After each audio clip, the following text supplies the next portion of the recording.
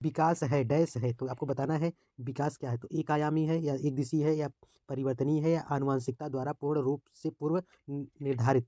तो विकास क्या है? विकास जो है एक परिवर्तनीय है। विकास एक दिशी नहीं होता है, बहुदिशीय होता है, एक आयामी नहीं है, या आनुवंशिकता द्वारा पूर्ण रूप से निर्धारित नहीं होता है। इसमें आनुवंशिकता और पर्यावरण दोनों का रोल होता है, इसलिए यहाँ पर परिवर्तनीय हो जाएगा। चलिए इसके बारे में हम कुछ बात कर लेते हैं। विकास परिवर्तनीय है। विकास परिवर्तनीय है, इसके बारे में जानते हैं। विकास को किसी व्यक्ति में संशोधित संरचनाओं और कार्यों के उद्भव के द्वारा कारण समग्र परिवर्तनों की श्रृंखला के रूप में समझाया जा सकता है, जो जीव और उसके पर्यावरण के बीच अंतःक्रिया आदान प्रदान का परिणाम है, यानी इंटरेक्शन का आदान प्रदान का परिणाम है। यही विकास परिवर्तनीय है। चलिए बात करते हैं क्वेश्चन नंबर 2 के बारे में। 2 नंबर यहाँ क्वेश्चन दिया गया है, निम्नलिखित में कौन सा पूर्णतः आनुवंशिकी द्वारा पूर्व निर्धारित होता है। तो यहाँ पर आपको बताना है 4 ऑप्शन में से मित्रों का चयन, या आंखों का रंग, या शैक्षणिक सफलता, या शिक्षा में रुचि। तो इसका सही उत्तर कौन सा हो जाएगा? आनुवंशिकता को द्वारा पूर्व निर्धारित होता है, तो ये आंखों का रंग के द्वारा होता है। मित्रों का चयन के द्वारा तो होगा नहीं, शैक्षणिक सफलता होगा नहीं, शिक्षा में रुचि के कारण होगा नहीं, तो इसलिए यहाँ पर सही उत्तर बन रहा है दूसरे का, दूसरा ऑप्शन सही हो जाएगा। चलिए इसके बारे में हम कुछ बात कर लेते हैं कि पॉइंट यहाँ दिया गया है। हमारे जीन में ऐसे कूट होते हैं जो हमारी कोशिकाओं को प्रोटीन नामक अणु बनाने के लिए निर्देश देते हैं। प्रोटीन हमें स्वस्थ रखने के लिए हमारे शरीर में विभिन्न कार्य करते हैं। जीन ऐसे निर्देश देते हैं जो हमारी विशेषताओं को निर्धारित करते हैं, जैसे आंखों का रंग, बालों का रंग और ऊंचाई। अगला पॉइंट यहाँ दिया गया है, प्रत्येक विशेषता के लिए जीन के विभिन्न संस्करण है। इसलिए हम निष्कर्ष निकाल सकते हैं कि आंखों का रंग जो है आनुवंशिकता और आनुवंशिकी द्वारा पूर्ण निर्धारित किया जा सकता है। तो यहाँ पर इसका व्याख्या था। चलिए नेक्स्ट क्वेश्चन की बात करते हैं। यहाँ पर क्वेश्चन नंबर 3 पूछा गया था, अधिगम की वह प्रक्रिया क्या कहलाती है जिसमें बच्चे स्कूल जैसी सामाजिक संस्थाओं में प्रवेश करके सीखते हैं। तो आपको बताना है 4 ऑप्शन में परिपक्वता होगा, या निष्क्रिय समाजीकरण होगा, या प्राथमिक समाजीकरण होगा, या द्वितीयक समाजीकरण होगा। तो जो है अधिगम की वह प्रक्रिया जो स्कूल में सीखा जाता है उसको क्या कहते हैं? तो उसको कहते हैं द्वितीयक समाजीकरण कहते हैं। परिपक्वता कहेंगे नहीं, निष्क्रिय समाजीकरण कहेंगे नहीं, प्राथमिक कहेंगे नहीं। तो ये जो है स्कूल परिवार जो है प्राथमिक होता है सामाजिक, और जो है स्कूल विद्यालय ये सब द्वितीयक होता है। तो यहाँ पर सही आंसर जो है तीसरे का चौथा सही हो जाएगा। इसके बारे में हम जान लेते हैं। समाजीकरण वह प्रक्रिया है जिसके माध्यम से समुदाय सामाजिक रूप से स्वीकार होने के लिए समाज के मानदंडों और मूल्यों के बारे में अपने सदस्यों को ज्ञान देते या शिक्षित करते हैं। इसका पॉइंट दिया गया है, यह केवल व्यवहार के सामाजिक रूप में स्वीकृत तरीकों को प्राप्त करने और आदर्श अपेक्षाओं को गंभीरता से लेने के लिए संदर्भित है। अगला दिया गया है, सामाजिकरण पहचान पर बातचीत करने और किसी व्यक्ति की आत्म पहचान, विशिष्ट दृष्टिकोणों को, व्यवहारों की अवधारणा को आकार देने की निरंतर प्रक्रिया है। समाजीकरण की 4 प्रमुख कारक है। तो पहला जो होता है ये होता है परिवार, विद्यालय या फिर सहपाठी, फिर जन संचार माध्यम। तो प्राथमिक जो है क्या होता है? तो प्राथमिक समाजीकरण होता है परिवार, जो है बच्चा पहले परिवार से सीखता है, फिर विद्यालय में सीखता है, फिर से अपने सहपाठी से, फिर उसके बाद जो है जन संचार माध्यम से। तो इसलिए यहाँ पर इसका व्याख्या था। चलिए नेक्स्ट क्वेश्चन बात करते हैं। क्वेश्चन नंबर यहाँ 4 दिया गया है, आप लोग देखिए यहाँ पर उत्तर करिए। चौथा नंबर दिया गया है, कोहलबर्ग के नैतिक विकास के सिद्धांत में दूसरे स्तर पारंपरिक नैतिकता की तीसरी अवस्था को क्या कहा जाता है? तीसरी अवस्था को पूछा जाता है। तो जो है यहाँ पर पहला पॉइंट दिया गया है आज्ञा और दंड अभिविन्यास, दूसरा दिया गया है अच्छा लड़की अच्छी लड़की अभिन्यास, और तीसरा दिया गया है कानून और आदेश पालन अभिन्यास, चौथा दिया गया है सामाजिक समझौते और व्यक्तिगत आधार अभिविन्यास। तो जो है तीसरा स्टेज हो जाएगा। 3 चरण दिए हैं और 6 स्टेज दिए हैं कोहलबर्ग ने, तो यहाँ पर तीसरे स्थान पर आएगा। पहले में आ जाएगा आज्ञा और दंड अभिन्यास, ये होगा नहीं, और इसलिए यहाँ पर दूसरा हो जाएगा ऑप्शन अच्छा लड़की और अच्छा लड़का बनने का अभिन्यास होगा, तीसरे स्टेज में आता है। तो चलिए इसके बारे में हम बात कर लेते हैं। लॉरेंस कोहलबर्ग एक अमेरिकी वैज्ञानिक थे जो है नैतिक विकास का सिद्धांत का प्रतिपादन किया। इन्होंने अपने सिद्धांत में नैतिक विकास का एक व्यवस्थित अध्ययन किया, जिसमें 3 स्तर बताए थे और 6 चरण को वर्गीकृत किया था। जो है इसमें अच्छा लड़की अच्छी लड़की के बारे में बात कही गई थी, ये तीसरा स्टेज में आ जाएगा। अच्छा लड़की अभिन्यास कोहलबर्ग के नैतिक पारंपरिक चरण के अंतर्गत आता है। नैतिक विकास यह चरण है सामाजिक अपेक्षाओं और भूमिकाओं पर खरा उतरने पर केंद्रित है। अच्छा होता है और होना इस बात पर विचार करना कि चयन रिश्तों को कैसे प्रभावित करते हैं, अनुरूपता पर जोर दिया जाता है। चलिए नेक्स्ट क्वेश्चन पर इसके बारे में बात कर लेते हैं। यहाँ पर देखिए जो है इन्होंने कोहलबर्ग नैतिक सिद्धांत में अपना 3 चरण और 6 स्टेज के बारे में यहाँ पर बताया गया है। इसके बारे में हम आपको बता देते हैं। यहाँ पर कोहलबर्ग के सिद्धांत के सभी स्तरों पर परिचित होने का तालिका यहाँ पर देख सकते हैं आप लोग। इन्होंने पहला स्टेज बताया था, इसमें दो चरण आते हैं। पहला आज्ञाकारिता और अभिन्यास, और दूसरा दिया गया सापेक्षतावादी अभिविन्यास, और दूसरे स्तर पे बताया गया था पारंपरिक स्तर। और यहाँ पर अच्छा लड़की अच्छा लड़का, और ये इसमें दिया गया है कानून और व्यवस्था अभिविन्यास। तीसरे स्तर में बताया गया था इन्होंने कि 5वां सामाजिक अनुबंधन अभिविन्यास, और छठवां चरण में सार्वभौमिक नैतिक सिद्धांत अभिविन्यास। तो इसके बारे में आप लोग यहाँ पर पढ़ सकते हैं, स्क्रीनशॉट ले सकते हैं यहाँ पर। तो चलिए हम नेक्स्ट बारे में बात करते हैं। अगला क्वेश्चन नंबर 5 दिया गया है। जीन पियाजे के सिद्धांत में वर्तमान स्कीमा द्वारा परिवेश को समझ पाने की असमर्थता के कारण एक नए स्कीमा की रचना क्या कहलाती है? आपको बताना है 4 ऑप्शन में से समायोजन कहलाएगा या आत्मसातीकरण कहलाएगा या अनुकूलन कहलाएगा या संगठन कहलाएगा। तो जो है जीन पियाजे ने वर्तमान स्कीमा द्वारा परिवेश समझ पाने की स्थिरता जो है ये क्या कहलाता है? तो ये समायोजन कहलाएगा। 5वें का सही उत्तर ऑप्शन संख्या जो है यहाँ पर इसका सही उत्तर हो जाएगा जीन पियाजे के सिद्धांत में स्कीमा द्वारा परिवेश को समझ पाने में असमर्थता के कारण नए स्कीमा में रचना क्या कहलाती है? नए रचना तो यहाँ पर क्या कहलाएगी? आत्मसातीकरण कहलाएगा। इसका सही उत्तर दूसरा हो जाएगा। चलिए इसके बारे में हम जान लेते हैं। जीन पियाजे के संज्ञानात्मक विकास के सिद्धांत के अनुसार जो है आत्मसातीकरण, समायोजन और संतुलन ऐसे तरीके हैं जिनके माध्यम से नए अनुभवों को पहले से मौजूद अनुभूति संरचनाओं स्कीमा में एकीकृत करते हैं। चलिए नेक्स्ट क्वेश्चन पर बात करते हैं। क्वेश्चन नंबर यहाँ 6वां दिया गया है पियाजे से ही।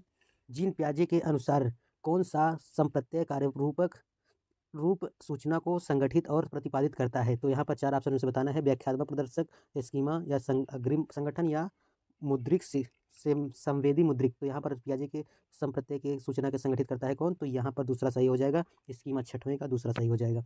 चलिए नेक्स्ट क्वेश्चन की बात करते हैं। इसका सोल्यूशन देख लीजिए। यहाँ पर स्कीमा जो है ज्ञान के निर्माण खंड है। क्या है? स्कीमा ज्ञान के निर्माण का खंड है। जैसा कि जीन पियाजे ने अपने संज्ञानात्मक विकास के सिद्धांत में पेश किया था, यह सूचना के छोटे पैकेट का संदर्भित करता है जिसका उपयोग सूचनाओं को लंबी अवधि के लिए व्यवस्थित और संग्रहित करने के लिए किया जाता है। स्कीमा में जो है आपका स्टोर रहता है, ये लंबी संग्रहित करने के लिए व्यवस्थित किया जाता है।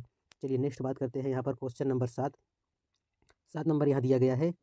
रसीम अपनी कक्षा में विद्यार्थियों के सीखने की क्षमता को ध्यान में रखकर विभिन्न प्रकार के कार्यकलापों का प्रयोग करती है और सहपाठियों द्वारा अधिगम को बढ़ावा देने के लिए समूह भी बनाती है। निम्नलिखित में से कौन सा इसका समर्थन करता है? तो ये जो है सहपाठियों के बारे में कौन से कहते हैं? तो सिगमंड फ्राइड जो है मनोलैंगिक सिद्धांत दिया था, ये हो नहीं सकते। लेओ वाइगोत्स्की सांस्कृतिक सिद्धांत दिए हैं।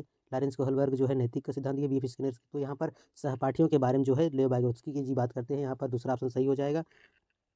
क्वेश्चन नंबर 7 का जो है दूसरा सही हो जाएगा। लेओ वाइगोत्स्की सामाजिक संस्कृति की बात करते हैं। इसमें बच्चे जो है सहपाठियों के माध्यम से सीखते भी हैं। चलिए बात करते हैं क्वेश्चन नंबर यहाँ पर इसके व्याख्या के बारे में बात कर लेते हैं। लेओ वाइगोत्स्की अपने समाजशास्त्री सिद्धांत और भाषा सिद्धांत के लिए सबसे ज़्यादा जाने जाते हैं। लेओ वाइगोत्स्की के अनुसार एक सामाजिक गतिविधि है क्योंकि इन्होंने इस बात पर जोर दिया कि अधिगम सामाजिक अंतःक्रिया का परिणाम है, इंटरेक्शन का परिणाम है। चलिए बात करते हैं यहाँ पर क्वेश्चन नंबर 8 नंबर क्वेश्चन यहाँ दिया गया है। इनमें से कौन सा अध्यापक द्वारा प्राण का उदाहरण नहीं है? यहाँ पर नहीं पर हेडलाइन किया भी गया है। तो यहाँ पर आपको बताना है कौन सा नहीं है। अनुकरण के लिए कौशल का प्रदर्शन करना या रटना या इशारे एवं संकेत या सहपाठियों संग साझा शिक्षण। तो यहाँ पर कौन सा सही उत्तर हो जाएगा? ऑप्शन संख्या दूसरा जो है नहीं पूछा था तो रटना किसी भी ये जोर नहीं दिया जाता है, इसलिए 8 का ऑप्शन संख्या दूसरा सही हो जाएगा। चलिए नेक्स्ट क्वेश्चन बात करते हैं। क्वेश्चन नंबर 9 दिया गया है यहाँ पर। निम्नलिखित में से कौन सी शिक्षा शास्त्रीय पद्धति एक संरचनावादी कक्षा के लिए उपयुक्त नहीं है? आपको बताना है 4 ऑप्शन में। बहुआयामी परिप्रेक्ष्यों का प्रोत्साहन या सामूहिक सहयोगिता या वेधन व दोहराव या जो है प्रयोगात्मकता। तो यहाँ पर कौन सा नहीं है पूछा है तो निगेटिव है। यहाँ पर ये वेधन का दोहराव, किसी पाठ को हम दोहराने के लिए नहीं कहेंगे बच्चों को। तो इसका सही उत्तर ऑप्शन संख्या जो है 9 का तीसरा सही हो जाएगा। इसके बारे में चलिए नेक्स्ट क्वेश्चन यहाँ दिया गया है। अगला दिया गया है। निम्न में से किसने सामान्य बुद्धि के विचार को नकारा और बुद्धि के अनेक विशिष्ट संसाधन संक्रियाओं के पदों के रूप में परिभाषित किया है? तो आपको बताना है यहाँ पर चार्ल्स स्पीयरमैन या अल्फ्रेड विने या थियोडोर साइमन या चौथा दिया गया है हार्वर्ड गार्डनर। तो यहाँ पूछा निम्न में से किसने सामान्य बुद्धि को नकारा और बुद्धि के विशिष्ट संसाधन को संक्रियाओं के रूप में परिभाषित किया है? तो ये जो है हार्वर्ड गार्डनर जो है बहुबुद्धि का सिद्धांत दिया है। इन्होंने अपने 8 प्रकार का बुद्धि बताया है। यहाँ पर ये देख सकते हैं कौन कौन सा इन्होंने बताया है। इन्होंने पहले बताया है शारीरिक गतिक बुद्धि होता है, फिर संगीतिक बुद्धि होता है, तार्किक बुद्धि होता है, मौखिक बुद्धि भाषाई होती है, अंतरावैयक्तिक होती है, दृश्य स्थानिक और प्रकृतिवाद। ये जो है 8 प्रकार के जो है हार्वर्ड गार्डनर ने बुद्धि बताई है। तो यहाँ पर देख सकते हैं, इसका स्क्रीनशॉट भी ले सकते हैं यहाँ पर। और इसलिए अतः यह निष्कर्ष निकल सकते हैं कि हार्वर्ड गार्डनर वह हैं जिन्होंने सामान्य बुद्धि के विचार को नकारा और बुद्धि के अनेक विशिष्ट संसाधन को पदों को परिभाषित किया है। तो इस प्रकार जो है 8 प्रकार हैं हार्वर्ड गार्डनर के बहुबुद्धि सिद्धांतों। इसको स्क्रीनशॉट लेकर पढ़ सकते हैं आप लोग। चलिए नेक्स्ट क्वेश्चन की बात करते हैं। क्वेश्चन नंबर यहाँ पर 11 दिया गया है। एक संरचनावादी कक्षा में निम्न में से किस पर महत्व दिया जाना चाहिए? आपको बताना है यहाँ पर संकलात्मक मूल्यांकन या संरचनात्मक मूल्यांकन या एक आयामी मूल्यांकन या मानवीकृत एवं एक समान मूल्यांकन। तो क्वेश्चन नंबर 11 का कौन सा सही होगा आपको बताना है। तो यहाँ पर ऑप्शन संख्या जो हो जाएगा संरचनात्मक मूल्यांकन। संकलनात्मक ये कोई वर्ड नहीं है, इसलिए नहीं होगा। ये एक आयामी पर होगा नहीं मूल्यांकन, और यहाँ पर ऑप्शन संख्या दूसरा सही हो जाएगा। नेक्स्ट क्वेश्चन बात करते हैं। इससे पहले यहाँ पर संरचनावादी कक्षा के बारे में जान सकते हैं। संरचनावादी कक्षा में संरचनात्मक मूल्यांकन पर जोर दिया जाना चाहिए, क्योंकि यह शिक्षकों को शिक्षार्थियों को सीखने की प्रगति का निरीक्षण और विश्लेषण करने में मदद करता है। अतः हम निष्कर्ष निकाल सकते हैं कि एक संरचनावादी कक्षा में संरचनात्मक मूल्यांकन पर जोर दिया जाना चाहिए। चलिए अगला क्वेश्चन हम बात करते हैं। क्वेश्चन नंबर यहाँ पर 12 दिया गया है। वाइगोत्स्की के सिद्धांत के अनुसार निजी संवाद है, बताना है आपको। यहाँ पर बच्चों के आत्मकेंद्रितता का घोतक है, बच्चों के क्रियाकलाप और व्यवहार का अवरोधक है, या जटिल कार्य करते समय बच्चे को उनके व्यवहार संचालन में सहायता करता है, या संकेत देता है कि संज्ञान कभी भी आंतरिक नहीं होती। तो वाइगोत्स्की के सिद्धांत का निजीवाद कौन सा होता है? तो यहाँ पर क्वेश्चन नंबर 12 का जो है तीसरा सही हो जाएगा। जटिल कार्य करते समय बच्चों को उनके व्यवहार का संचालन में सहायता प्रदान करना, जो है वाइगोत्स्की कहते हैं बीच में सहारा दिया जाए। जेडपीडी का यही यही है वाइगोत्स्की का। तो चलिए नेक्स्ट क्वेश्चन पर बात करते हैं। इनसे पहले यहाँ पर जान लेते हैं वाइगोत्स्की। वाइगोत्स्की का मानना था कि बच्चे ज्ञान के सक्रिय साधक हैं, लेकिन इन्होंने महसूस किया कि यह बच्चे और सामाजिक सांस्कृतिक वातावरण का एक सहयोगी प्रयास था। अगला दिया गया है, आगे दिया गया है यहाँ पर। वाइगोत्स्की के अनुसार जो है बच्चे आत्मनिर्देशन और आत्म परिचालन के लिए निजी संवाद का उपयोग करते हैं। निजी संवाद बच्चों को जटिल कार्य करते हुए उनके व्यवहार को विनियमित करने में मदद करता है। हालांकि उम्र के साथ निजी संवाद मौन आंतरिक संवाद और मौखिक विचार में बदल जाता है। निजी संवाद की उत्पत्ति बच्चे और समाज के अधिक परिपक्व सदस्यों के बीच सामाजिक संपर्क के लिए खोजी जाती है। वाइगोत्स्की ने महसूस किया कि समाज के अधिक परिपक्व सदस्यों के साथ संयुक्त गतिविधियों के माध्यम से बच्चे जो है गतिविधियों में निपुणता हासिल करते हैं और उन तरीकों को सोचते हैं जो उन्हें संस्कृति के अर्थ में रखते हैं। तो ये था सामाजिक संस्कृति जो है वाइगोत्स्की है, तो इसका सही ये था। अब चलिए नेक्स्ट क्वेश्चन पर बात करते हैं। क्वेश्चन नंबर यहाँ पर 13 दिया गया है। लड़कियों को गुलाबी कपड़ों और लड़कों और गुड़ियों से जोड़ा जाता है। क्या है प्रश्न? लड़कियों को गुलाबी कपड़ों और गुड़िया से जोड़ा जाता है, और लड़कों को नीले कपड़े और कार से जोड़ा जाता है। यह किस को दर्शाता है? जेंडर निरंतरता, या जेंडर सशक्तिकरण, या जेंडर विविधता, या जेंडर रूढ़िवादिता। तो जो है ये जो है जेंडर रूढ़िवादिता है। तो यहाँ पर ऑप्शन संख्या जो है चौथा सही हो जाएगा। इसके बारे में जान लेते हैं। रूढ़िवादिता क्या है? रूढ़िवादिता एक समुदाय या श्रेणी के लोगों के बारे में मानसिक तस्वीर या छवि है, जिसके आधार पर हम लोगों के लक्षणों या विशेषताओं का वर्णन करते हैं। रूढ़िवादिता किसी वर्ग या समुदाय के लोगों के बारे में व्यापक रूप से सहमत विश्वास है। उदाहरण के लिए महिलाओं पुरुषों की तुलना में बेहतर खाना बनाती हैं। ये जो है जेंडर वायस है, जो है ये कहा गया है, समाज में कहा जाता है कि जो है लड़के मैथ में तेज होते हैं, लड़कियां कमज़ोर होती हैं। तो ऐसा कुछ नहीं है, ये एक जेंडर रूढ़िवादिता है। तो इसलिए यहाँ पर चलिए नेक्स्ट क्वेश्चन, यहाँ पर क्वेश्चन नंबर 14 देखिए। 14 नंबर क्वेश्चन यहाँ दिया गया था। ये एक इस तरह से प्रश्न पूछा जाता है अब नए पैटर्न पर। तो आपको उत्तर अभिकथन दिया रहेगा और तर्क करके आपको बताना है कैसा इसका सही उत्तर कौन सा होगा। तो यहाँ पर पहला कथन दिया गया है, शिक्षा असफल हो जाती है जब बच्चे से यह अपेक्षा की जाती है कि वे प्राप्त ज्ञान को ज्यों का त्यों पुनः उत्पादित करें। और फिर उसका तर्क दिया जाता है, ये सही बात है।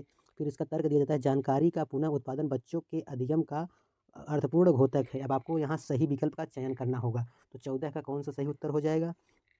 ए तो सही, ए और आर दोनों सही है। आर यहाँ पर गलत है, इसलिए ये ऑप्शन गलत कट जाएगा। फिर दिया गया ए और आर दोनों सही है, यहाँ पर दोनों सही नहीं, इसलिए ये भी कट जाएगा। ए सही है लेकिन आर गलत है, इसमें बन रहा है स्टेटमेंट। तो यहाँ पर तीसरा जो है सही हो जाएगा। ए और आर दोनों गलत है, तो ये भी रॉन्ग स्टेटमेंट है। तो यहाँ पर तीसरा सही हो जाएगा उत्तर संख्या 14 का। इसके बारे में जान लेते हैं। अधिगम केवल किताब में लिखी गई बातों को याद रखने या शिक्षक द्वारा बोर्ड पर लिखी गई बातों की नकल करने की प्रक्रिया नहीं है, यह उससे कहीं ज़्यादा है। अधिगम मौजूदा ज्ञान प्राप्त करने के लिए व्यवहारिक जीवन में उस ज्ञान का उपयोग करने की एक प्रक्रिया है। चलिए क्वेश्चन नंबर यहाँ 15 देखिए। 15 नंबर क्वेश्चन दिया गया है, एक संरचनावादी कक्षा में शिक्षक और छात्रों की क्या भूमिका होती है? आपको बताना है। यहाँ पर कक्षा में शिक्षक व छात्र दोनों निष्क्रिय होते हैं, छात्र क्रियाशील होते हैं परंतु शिक्षक निष्क्रिय होते हैं, शिक्षक और छात्र दोनों सक्रिय होते हैं, या चौथा दिया गया है शिक्षक सक्रिय होते हैं परंतु छात्र निष्क्रिय होते हैं। तो ये सब जो है गलत है। यहाँ पर छात्र और शिक्षक दोनों सक्रिय होते हैं, तभी इंटरेक्शन अच्छा बनेगा और अच्छी तरह से सीखेंगे। इसलिए यहाँ पर तीसरा ऑप्शन सबसे बेस्ट है। तीसरा सही हो जाएगा 15 नंबर का।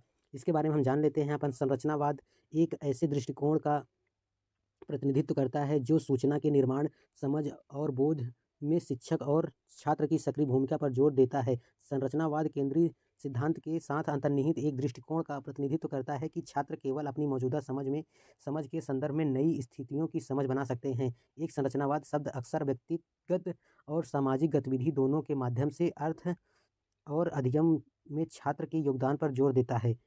यहाँ पर संरचनावादी कक्षा के निम्नलिखित प्राथमिकता देती है: मित्र शिक्षक, समूहिक गतिविधि, आत्म मूल्यांकन या गरिमापूर्ण चुनौती या सहयोगी अधिगम या आमने सामने की अंतःक्रिया।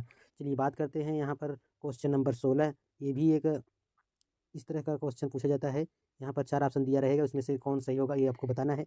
एक कक्षा में अध्यापिका भिन्न जातियों के समूह वाले अधिगमकर्ताओं के लिए समावेशी वातावरण की रचना कैसे कर सकती है? तो 4 पॉइंट दिया गया है, पहला, दूसरा, तीसरा, चौथा। इसमें से आपको बताना है कौन कौन सा सही है। तो अपनी उन धारणाओं और पूर्वग्रहों पर चिंतन करके जो बच्चे के शिक्षक अनुभव को सीमित करते हैं, या दूसरा दिया गया है कक्षा में बच्चों के अनुभवों की विविधता को सम्मिलित करके संस्था में समानता की मूल्य संस्कृति पर बल देकर। चौथा दिया गया है छात्रों को प्रोत्साहित करके कि स्वयं मानकीय पाठ्यक्रम में अनुकूलन बना ले। तो यहाँ पर कौन सा सही होगा? पहला, दूसरा, तीसरा, या पहला, दूसरा, चौथा, या पहला, तीसरा, चौथा, या पहला, दूसरा? तो जो है क्वेश्चन नंबर 16 का जो है ये ऑप्शन संख्या जो है तीसरा सही हो जाएगा। पहला और दूसरा, तीसरा ये जो है तीसरा सही है। चौथा स्टेटमेंट गलत है। छात्रों को प्रोत्साहन करें कि वे स्वयं को मानकीय पाठ्यक्रम पुस्तक अनुकूलन बना ले, ये गलत है यहाँ पर, इसलिए पहला, दूसरा, चौथा सही हो जाएगा, तीसरा सही हो जाएगा। चलिए क्वेश्चन नंबर यहाँ 17 देखिए। 17 नंबर दिया गया है, रमणीक की कक्षा में एक दृष्टिबाधित छात्र एक समावेशित कक्षा में इस संदर्भ में उसे कौन से निर्देशात्मक समायोजन करने चाहिए? आपको बताना है विविध प्रकार के दर्शनात्मक प्रस्तुतिकरण, मुद्रित पुस्तकें उपलब्ध कराना, या त्रिआयामी मानचित्र और चार्ट जैसे स्पार्शिक संसाधनों का प्रावधान, या चौथा दिया गया है छोटी मुद्रण वाली कार्यशीट प्रदान करना। तो 17 नंबर का कौन सा सही हो जाएगा? ऑप्शन संख्या यहाँ पर तीसरा सही हो जाएगा। ये त्रिआयामी मानचित्र और चार्ट जैसे स्पार्शिक संसाधनों का प्रावधान करना। चलिए नेक्स्ट क्वेश्चन बात करते हैं। क्वेश्चन नंबर यहाँ पर 18 दिया गया है। 18 नंबर क्वेश्चन है, रीना कक्षा में दी गई किसी भी समस्या को सुलझाने के लिए अलग अलग तरकीबों से बारे में सोचती है। यह निम्न में से किसका प्रतीक है? आपको बताना है मानसिक क्षति, या कम परिज्ञानता, या बोधगम्यता, या अवसारी चिंतन, या अपसारी चिंतन। जो है अलग अलग कर रही है, तो इसलिए यहाँ पर जो है अपसारी चिंतन होगा, यानी ओपन एंडेड क्वेश्चन होगा। तो यहाँ पर चौथा सही हो जाएगा। अब जान लीजिए अपसारी चिंतन क्या है। तो अपसारी चिंतन जो है, अपसारी सोच यह है एक छात्र की क्षमता जो कुछ नया और वर्तमान नवीन विचारों का निर्माण करती है। अपसारी सोच वाले छात्रों में नए सार्थक विचारों को बनाने के लिए कल्पना और समालोचनात्मक तर्क का उपयोग करने की क्षमता होती है। अपसारी चिंतन, अपसारी सोच सृजनात्मकता को सोच के नाम से भी जाना जाता है। जो है ये डाइवर्जेंट थिंकिंग छात्रों में कुछ नया और दृष्टिकोण बनाने या उत्पन्न करने की क्षमता होती है। अब बात करते हैं अभिसारी चिंतन। ये जो है क्लोज एंडेड होता है। तो यह जो है यह उस सोच को संदर्भित करती है जो उन समस्याओं को हल करने के लिए आवश्यक है जिनका केवल एक ही उत्तर है। मन सही समाधान में जुट जाता है। यह एक संख्या श्रृंखला पर आधारित है जहां आपको अगली संख्या ज्ञात करनी होती है कि केवल एक सही उत्तर की अपेक्षा की जाती है। तो आप यहाँ पर ये होती है, एक ही उत्तर होता है, वहाँ आप सारी होती है, यानी क्लोज एंडेड चिंतन। अब क्वेश्चन नंबर बात करते हैं 19 नंबर यहाँ दिया गया है, राजू 61 को के स्थान पर 16 लिखता है और बी के स्थान पर डी अक्षरों में अक्सर भ्रमित होता है। यह किसके प्राथमिक स्तर का लक्षण है? आपको बताना है पैटर्न वैफल्य यानी डिसलेक्सिया, या स्वलीनता क्रम विचार, या अधिगम असहायता, या चौथा दिया गया है लेखन वैफल्य यानी डिस्ग्राफिया। तो इसका जो है राजू 16 को 61 लिखता है और बी को डी। तो ये पढ़ने में तो सही कर रहा है लेकिन लिखने में गलत कर दे रहा है, इसलिए यहाँ पर डिसलेक्सिया हो जाएगा, यानी ऑप्शन संख्या पहला सही हो जाएगा। चलिए नेक्स्ट क्वेश्चन बात करते हैं। इससे पहले यहाँ पर दिया गया है, इसके बारे में जान लेते हैं। को राजू जो है 61 को 16 लिखता है और बी को डी लिखता है। अक्षरों को भ्रमित रहता है जो पठन वैफल्य डिसलेक्सिया से प्राथमिक लक्षण है। डिसलेक्सिया कई विशिष्ट अधिगम अक्षमताओं में से एक डिसलेक्सिया सबसे आम अधिगम अक्षमता है जिसके परिणाम स्वरूप वर्णमाला की विपरीत या प्रतिबिंबित छवियों को समझने में कठिनाई होती है। यह 61 को 16 और बी को डी के रूप में समझने और लिखने में भ्रम, उल्टे जैसे शब्दों का पहचान को बाधित करता है। यहाँ पर देख लीजिए कुछ दिया गया है, यहाँ पर सारे डिस्लेक्सिया और डिस्ग्राफिया, इसका स्क्रीनशॉट ले लीजिए। आप लोग यहाँ पर पढ़ सकते हैं कि इससे क्या होता है। डिस्ग्राफिया से जो है लिखने से संबंधित है, अक्षमता है। डिस्कैलकुलिया जो है गणना से संबंधित है। डिस्लेक्सिया जो है विचार संचार कौशल से संबंधित है। डिस्लेक्सिया जो है पेशी विकार से है। और अफेजिया जो है भाषा संबंधित है। डिस्थेमिया जो है ये एक तंत्रिका संबंधित विकार है। डिस्मोटोपिया जो है काल्पनिक दुनिया में जिसमें लोग अति दुखी और भयभीत जीवन होते हैं। हकलाना जो है ये भाषण संबंधित है विकार। ये स्क्रीनशॉट ले लीजिए, आप लोग पढ़ सकते हैं। चलिए नेक्स्ट क्वेश्चन बात करते हैं। क्वेश्चन नंबर 20 दिया है यहाँ पर, एक समावेशी कक्षा में विशेष बच्चों को किस प्रकार से सहायता मिल सकती है। 4 पॉइंट दिया गया। फर्स्ट दिया गया है व्यक्तिगत लक्ष्यों को निर्धारित करना या प्रतिस्पर्धात्मक संस्कृति। तीसरा दिया गया सहयोगात्मक अधिगम। चौथा दिया गया है मानकीकृत। तो यहाँ पर पहला चौथा सही होगा या दूसरा चौथा सही होगा या पहला तीसरा या दूसरा चौथा। तो 20 का क्वेश्चन नंबर को तीसरा सही हो जाएगा। ऑप्शन संख्या पहला और तीसरा सही है, बाकी 2 गलत हैं।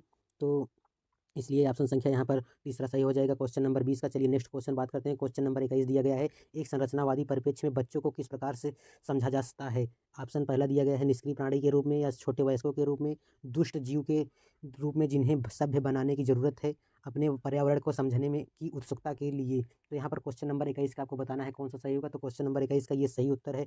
ये सब जो है गलत यहाँ पर दिख रहा है। निष्क्रिय प्राणी के रूप में नहीं, छोटे वयस्कों के रूप में नहीं, दुष्ट के रूप में नहीं। तो यहाँ पर सही उत्तर हो जाएगा 21 का क्वेश्चन नंबर चौथा, ऑप्शन नंबर 4। चलिए क्वेश्चन नंबर यहाँ पर 22 देखिए। 22 नंबर क्वेश्चन यहाँ दिया गया है, बच्चों की असफलता के संदर्भ में निम्न में कौन सा कथन सही है। आपको बताना है बच्चे की असफलता का गुणारोपण हमेशा आनुवंशिकता दोषों को किया जाता है। दूसरा दिया गया है बच्चों की असफलता के कारण व्यवस्था द्वारा बच्चों को व्यक्तिगत जरूरतों को अनदेखा करना। तीसरा दिया गया है वे बालक जो कभी स्कूल नहीं गए अपने बच्चों को शिक्षा रुचि नहीं रखते हैं। चौथा दिया गया है हाशिए पर रहने वाले समुदायों बच्चे जैसे अकादमिक सफलता प्राप्त करने में सक्षम नहीं है। तो यहाँ पर क्वेश्चन नंबर 22 का जो है ऑप्शन संख्या दूसरा सही हो जाएगा। ये बच्चों की असफलता का कारण व्यवस्था द्वारा बच्चों को व्यक्तिगत जरूरतों को अनदेखा करना, यह जो है कथन सही है। चलिए नेक्स्ट बात करते हैं। क्वेश्चन नंबर 23 दिया गया है यहाँ पर, एक शिक्षिका अपनी प्राथमिक कक्षा में अर्थपूर्ण अधिगम को कैसे बढ़ावा दे सकती है। प्राथमिक प्रशिक्षण तथा अभ्यास द्वारा, या स्पर्धा को बढ़ावा देकर, या विषय वस्तु को का विद्यार्थी के जीवन के साथ संबंध स्थापित करके, या अधिगम की छोटी छोटी उपलब्धियों के लिए पुरस्कार देकर। तो इसका सही उत्तर कौन सा होगा आपको बताना है। क्वेश्चन नंबर 23 का जो है सही उत्तर हो जाएगा ऑप्शन संख्या तीसरा, जो है विषय वस्तु का विद्यार्थियों के जीवन के साथ संबंध स्थापित करके जो है उसके ये सही उत्तर हो जाएगा। चलिए बात कर लेते हैं इसके बारे में। अधिगम, अधिगम क्या है यहाँ पर देख लीजिए। अधिगम जो है एक नया ज्ञान, व्यवहार, कौशल, दृष्टिकोण, मूल्य और समझ की प्राथमिकताओं को प्राप्त करने की प्रक्रिया है। स्किनर के अनुसार अधिगम क्या है, अभिग्रहण का एक प्रगतिशील व्यवहार है। अधिगम केवल ज्ञान प्राप्त करने की या कौशल व्यवहार में संशोधित करने की प्रक्रिया है। यह प्रदर्शन के लिए क्षमता में परिवर्तन लाने के लिए एक भौतिक प्रक्रिया है। चलिए नेक्स्ट क्वेश्चन पर बात करते हैं। क्वेश्चन नंबर यहाँ 24 दिया गया है, अनुपमा अपनी कक्षा में विज्ञान पढ़ाते हुए गणित के संप्रत्यों के साथ संबंध बनाती है। इस प्रकार का शिक्षा शास्त्र। आपको बताना है 4 ऑप्शन में कौन सा होगा। अधिगम के स्थानांतरण और अंत, या विषयात्मक अधिगम को बढ़ावा देगा, या ज्ञान के अर्जन में रुकावट उत्पन्न करेगा। अधिगम में रुकावट उत्पन्न करेगा क्योंकि यह छात्रों के बोझ को बढ़ाएगा। चौथा दिया गया है छात्रों में भ्रांतियों को बढ़ावा देगा। तो क्वेश्चन नंबर 24 का कौन सा सही हो जाएगा। ऑप्शन संख्या यहाँ पर पहला सही होगा, अधिगम के स्थानांतरण को अंत विषयात्मक अधिगम को बढ़ावा देगा। इस यहाँ पर सही उत्तर ये हो जाएगा। नेक्स्ट बात करते हैं। क्वेश्चन नंबर 25 दिया गया है, इसमें से आपको बताना है कौन सा सही होगा। निम्नलिखित जानकारियों किस स्मृति में संगठित होती है। आपको बताना है यहाँ पर बाइक चलाने की प्रक्रिया, या कपड़े धुलने की तह करने की प्रक्रिया यानी लैंडरिंग करने की, या फिर दिया गया है 7 वर्ष की उम्र में एक पेड़ पर चढ़ने का अनुभव। तो ये किस स्मृति में आपको जाना होगा, अल्प स्मृति में, या दीर्घ स्मृति में, या संवेदिक स्मृति में, या कार्यकारी स्मृति में। तो ये सब जो है जाएगा ऑप्शन संख्या यहाँ पर भी सही हो जाएगा, दीर्घ स्मृति में। जो है अल्प स्मृति 2 प्रकार के होते हैं। स्मृति मतलब मेमोरी 2 प्रकार के होती हैं, एक अल्प स्मृति, एक दीर्घ स्मृति। तो अल्प होता है जो 30 सेकंड से कम होता है, और दीर्घ स्मृति जो है 30 सेकंड से जो अधिक होता है। तो स्मृति के बारे में जानते हैं। स्मृति से तात्पर्य है सूचना को बनाए रखने और एक संज्ञानात्मक कार्य करने के लिए आवश्यक समय पर इसे पुनः पेश करने की क्षमता से है। इसे एक प्रक्रिया के रूप में परिकल्पित किया गया है जिसमें तीन चरण है, कूटबद्ध करना, या इनकोडिंग करना, या दूसरा दिया गया भंडारण, या तीसरा दिया गया है पुनर्प्राप्ति यानी शामिल। की पॉइंट दिया गया है टीएल, यहाँ पर दीर्घ स्मृति के बारे में बात किया गया है, टीचिंग लर्निंग में LTM के बारे में, यानी लॉन्ग टाइम मेमोरी के बारे में दिया गया है। TLM का फुल LTM का फुल फॉर्म होगा लॉन्ग टाइम मेमोरी, यानी दीर्घ अवधि स्मृति। अब इसके बारे में बात करते हैं। यह लंबे समय तक बड़ी मात्रा में जानकारी के प्राधिकरण के रूप में स्मृति सिस्टम को संदर्भित करती है। यह स्मृति प्रणाली है जो हमें कई साल पहले हुई घटनाओं के तथा अन्य घटनाओं जैसे काल, पिछले साल और इसी तरह अन्य को याद करने की अनुमति देती है। दीर्घकालीन स्मृति है जो हमें तथ्यात्मक जानकारी को याद रखने की अनुमति देती है, जिससे हमारे लिए विभिन्न विषयों को सीखना, परीक्षाओं में शामिल होना और दूसरों के बाद संवाद करना संभव करना और हमारे लिए निरंतरता और अर्थ लाती है। अब बात करते हैं अल्पकालीन स्मृति जो है। यह स्मृति जो है अल्पकालीन स्मृति के रूप में भी जाना जाता है। विलियम जेम्स ने इसे प्राथमिक स्मृति के रूप में संदर्भित किया है। यहाँ जानकारी 20 सेकंड से 30 सेकंड तक रखा जाता है। इसे अल्पकालीन स्मृति कहते हैं। ध्यान दिया जाता है उसे यहाँ अभ्यासपूर्वक बफर में संसाधित किया जाता है और बार बार दोहराया जाता है। इससे सूचनाओं को संग्रहित करने को बहुत सीमित क्षमता होती है। अब बात करते हैं संवेदिक स्मृति, जिसे क्षणिक स्मृति या तत्काल स्मृति के रूप में भी जाना जाता है। कभी कभी धारण की प्रक्रिया से निकटता से संबंधित होती है। यह बहुत कम समय के लिए हमारी धारण रिकॉर्ड रखने के लिए जिम्मेदार है। नेक्स्ट यहाँ पर देखिए, जैसे लिखा गया है, बाइक की सवारी करते समय स्मृतियाँ, कपड़े धोने और एक पेड़ पर चढ़ने की अनुभव दीर्घ स्मृतियाँ, जिन्हें मांसपेशियाँ स्मृतियाँ और तत्काल स्मृति के रूप में भी जाना जाता है। अतः यह निष्कर्ष निकाला जाता है कि बाइक की सवारी करने की प्रक्रिया, कपड़े धुलने की तह करने की प्रक्रिया, 7 वर्ष की उम्र पर पेड़ चढ़ने का अनुभव, ये संबंधित जानकारी दीर्घ स्मृति में संग्रहित होती है। वही बात। चलिए नेक्स्ट बात करते हैं। नेक्स्ट क्वेश्चन नंबर 26 दिया गया है यहाँ पर। निम्नलिखित कथनों में से कौन सा कथन बच्चों की त्रुटियों की समझने के लिए सही नहीं है पूछा गया है। यहाँ पर आपको बताना है। यह कक्षा में छात्रों को ग्रेड और पदों को निर्धारित करने में मदद करता है। शिक्षक की छात्रों को अवधारणात्मक समझ से अवगत कराता है। शिक्षण अधिगम प्रक्रिया में त्रुटि की समझ सार्थक है क्योंकि यह अधिगम प्रक्रिया में सहज का हिस्सा है। चौथा दिया गया है, यह बच्चों की सोच अंतर्दृष्टि प्रदान करता है। तो क्वेश्चन नंबर 26 का जो है ऑप्शन संख्या यहाँ पर पहला सही हो जाएगा। यह कक्षा में छात्रों को ग्रेड और पदों को निर्धारित करने में मदद करता है। चलिए नेक्स्ट बात करते हैं। क्वेश्चन नंबर 27 दिया गया है यहाँ पर। किस प्रकार की अवप्रेरणा उन गतिविधियों से जुड़ी है जो अपने आप में आनंददायक व संतोषजनक है? यहाँ पर बताना है, आंतरिक अवप्रेरणा या गुण विषय अवप्रेरणा या बाह्य अवप्रेरणा या स्थिति विषय अवप्रेरणा। तो यहाँ पर बताना है इसका सही उत्तर कौन सा हो जाएगा। 27 का सही उत्तर हो जाएगा ऑप्शन संख्या यहाँ पर पहला, जो है आंतरिक अवप्रेरणा। अंदर से जो है होगा प्रेरणा, तभी जो है यह संतोषजनक आनंददायक होगा। चलिए नेक्स्ट क्वेश्चन बात करते हैं। क्वेश्चन नंबर 28 दिया गया है यहाँ पर। शिक्षक की अपने शिक्षार्थियों से अपेक्षाएं या उपेक्षाओं, तो यहाँ पर बताना है, उनके अधिगम पर महत्वपूर्ण प्रभाव डालती है या का विद्यार्थियों के अधिगम से कोई सहसंबंध नहीं, या विद्यार्थियों के अधिगम और उनकी स्वयं की क्षमता पर किस प्रकार का प्रभाव नहीं डालती, बच्चों के अधिगम के लिए एकमात्र निर्धारक है। तो 28 का उत्तर सही ऑप्शन हो जाएगा ऑप्शन संख्या पहला, उनके अधिगम पर महत्वपूर्ण प्रभाव डालती है। नेक्स्ट क्वेश्चन बात करते हैं। 29 दिया गया है यहाँ पर। बाल केंद्रित कक्षा का सृजन कैसे किया जा सकता है? आपको बताना है 4 ऑप्शन में से। शिक्षार्थियों को उनके निष्पादन के बारे में समय पर प्रतिपुष्टि देकर, शिक्षार्थियों को प्रश्न पूछने पर हतोत्साहित करके उन्हें निष्क्रिय रखकर, या तीसरा दिया गया है बारंबारता परीक्षाएं लेकर और शिक्षार्थियों को बीच बीच में भय की अवस्था रखकर, चौथा दिया गया है शिक्षार्थियों में प्रतिस्पर्धा को प्रोत्साहित कर। तो यहाँ पर सही उत्तर बताना है आपको। 29 का जो है सही उत्तर हो जाएगा ऑप्शन संख्या यहाँ पर पहला, शिक्षार्थियों को उनके निष्पादन के बारे में समय पर प्रतिपुष्टि देना कि बच्चा कैसा कर रहा है, सही कर रहा है कि नहीं, उसका टेस्ट लेकर डायग्नोस्टिक और उसको बताना है। यहाँ पर निष्क्रिय रखेंगे नहीं और ये बीच बीच में भय बनाएंगे नहीं और यहाँ पर प्रतिस्पर्धा प्रोत्साहित करेंगे नहीं, इसलिए पहला ऑप्शन सही हो जाएगा। क्वेश्चन नंबर 30 बात करते हैं यहाँ पर। नई शिक्षा नीति से दिया गया है यहाँ पर। ये लास्ट क्वेश्चन है। राष्ट्रीय शिक्षा नीति यानी नीति 2020 का क्या प्रस्तावित करती है? 4 पॉइंट में से आपको बताना है। विद्यालय की पाठ्यचर्या की विषय वस्तु में कटौती, विद्यालय की पाठ्यचर्या के लचीलेपन में वृद्धि, रटंत अधिगम को महत्व देना, विवेचनात्मक चिंतन को महत्व देना। यहाँ पर बताना है इसमें से कौन कौन सा सही है, दूसरा चौथा या पहला दूसरा तीसरा, या पहला दूसरा चौथा या दूसरा तीसरा चौथा। तो आपको बताना है यहाँ पर कौन कौन सा सही हो जाए। 30 का जो है तीसरा सही हो जाएगा।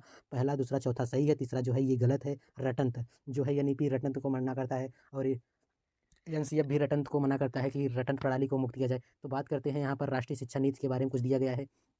भारतीय राष्ट्रीय शिक्षा नीति भारतीय लोकाचार में निहित एक ऐसी प्रणाली की कल्पना करती है जो सभी उच्च गुणवत्ता वाली शिक्षा प्रदान करके इस तरह के भारत को एक वैश्विक ज्ञान में महाशक्ति बनाकर भारत को एक समान और जीवंत ज्ञान में समाज में बदलने की सीधे योगदान देती है। नई शिक्षा नीति में सभी छात्रों को, चाहे उनका निवास स्थान कुछ भी हो, एक गुणवत्तापूर्ण शिक्षा प्रणाली प्रदान करनी चाहिए जिसमें ऐतिहासिक रूप से हाशिए पर स्थित और वंचित और क्रम प्रतिनिधित्व करने वाले समूहों पर विशेष ध्यान दिया जाना चाहिए। अपने एनईपी की कुछ मुख्य विशेषताएं जान लेते हैं। यहाँ पर दिया गया है, तार्किक निर्णय लेने और नवाचार को प्रोत्साहित करने के लिए रचनात्मक और महत्वपूर्ण सोच पर जोर दिया जाना चाहिए। ये एनईपी कहता है, राष्ट्रीय शिक्षा नीति 2020।